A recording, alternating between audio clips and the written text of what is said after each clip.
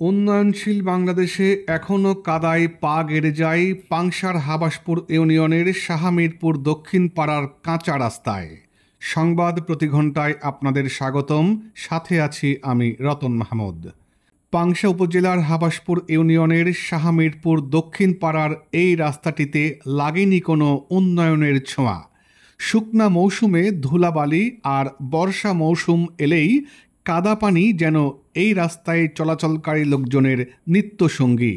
কোনো ভ্যান বা easy bike কিংবা মোটর সাইকেল কোনোটাই চলাচল করতে পারে না এই রাস্তা দিয়ে কাদার কারণে।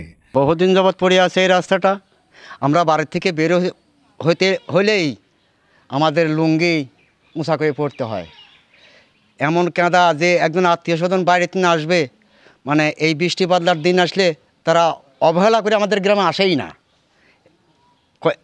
গতকালকে একটা লোক বাইরে থেকে আসছে, সে আসে এখানকার পথের অবস্থা দেখে, এই পথের অবস্থা দেখে সে বলল যে এই গ্রামে আত্মীয়তাই করা যায় না, সে ফিরে চলে গেল। তাহলে আমরা কত কষ্টের মধ্যে, কত দুর্যোগের ভিতরে আছি, কোন অবস্থার ভিতর দিয়ে আছি। অথচ আমাদের মন্ত্রী মহোদয় অনেকবার ওয়াদা দিয়েছে যে আমরা এখানে রাস্তা করব, আজও অবধি সে রাস্তা হইল না। সাধারণ মানুষ চলতে গেলে পরনের পোশাক উপরে তুলে পায়ের জুতা হাতে নিয়ে চলতে হয়, দু পা গেড়ে যায় অতিরিক্ত কাদায়। কষ্ট কেমন সে তো আপনারা দেখতেছেন, এই গ্রামের মানুষ দেখতেছে এত কষ্ট। আর কোনো গ্রামে যাইতে এত কষ্ট হয় না, এই গ্রামে আসতে খুব কষ্ট হয়। আমি একটা ভ্যান গাড়ি নিয়ে আসতেছিলাম, সে গাড়িটা কোনো মতেই স্বীকার করলো না, এই গাড়িটা ফেরত দিয়ে এখন হাঁটি যাচ্ছি ব্যাগ হাতে করে।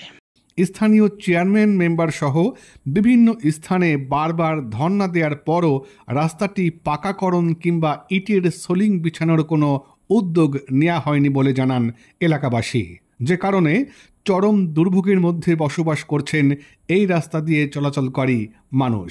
এই যে আমাদের শাহমিরপুর দক্ষিণ পাড়া, আমাদের রাস্তার অবস্থা খুবই খারাপ।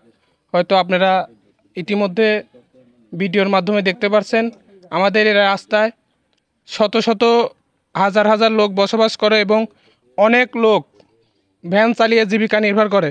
তাদের সকালে ভ্যান আনলে পরে 2-3 জন মিলে ভ্যান নিয়ে ঠেলে আসতে হয় এবং অন্য জায়গায় বাজারে গিয়ে আবার ধুয়ে তারপরে প্যাসেঞ্জার নিয়ে পাংশা যেতে হয় এবং দুপুরে তারা আবার ভ্যান নিয়ে বাড়িতে যেতে পারে না, তারা কোথায় রেখে আবার বাড়িতে দুপুরে খেতে যায়।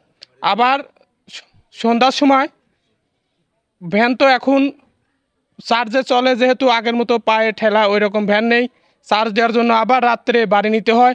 3-4 জন লোক একটা ভ্যান ঠেলে এর মধ্যে বাড়ি নিতে হয়।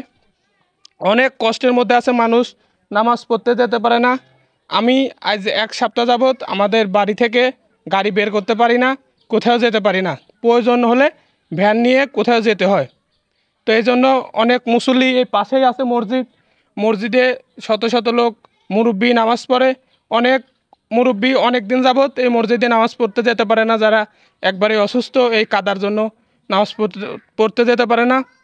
এই জন্য আমাদের যারাই নেতা চেয়ারম্যান আছেন, আমাদের রাজবাড়ী 2 আসনের সভাপতি এবং রাজবাড়ী 2 আসনের এমপি এবং রাজবাড়ী জেলা আওয়ামী লীগের সভাপতি মাননীয় রেলমন্ত্রী মহোদয় এবং তারই পুত্র আশিক মাহমুদ মিতুল ভাইয়ের আমি দৃষ্টি আকর্ষণ করছি, আপনারা এই রতন ভাইয়ের নিউজের মাধ্যমে আশা করি আমাদের এই রাস্তাটা ঠিক করে দেবেন এবং আমরা এই এলাকার মানুষ, হাজার হাজার মানুষ উপকৃত হব এবং আপনাদের জন্য দোয়া করব। আমি রতন ভাইকে ধন্যবাদ জানাই আমাদের এই রাস্তার দিকে দৃষ্টি দেওয়ার জন্য।